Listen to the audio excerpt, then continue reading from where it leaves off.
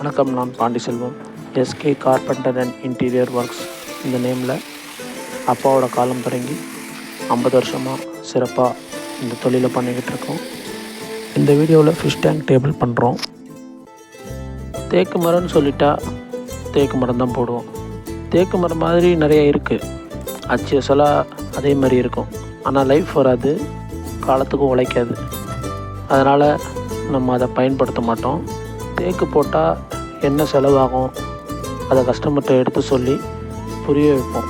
அதுக்கு பிறகு கஸ்டமர் புரிஞ்சுப்பாங்க. நாங்கள் செஞ்சால் காலத்துக்கும் உழைக்கணும், மனநிறைவாகவும் இருக்கணும். அதை விட ரொம்ப முக்கியம், நம்மளோட தரமும் நேர்த்தியான வேலையும் கஸ்டமரை மீண்டும் மீண்டும் கூப்பிடும்படி நம்ம வேலையில் அந்த தரம் இருக்கணும். நன்றி, வணக்கம்.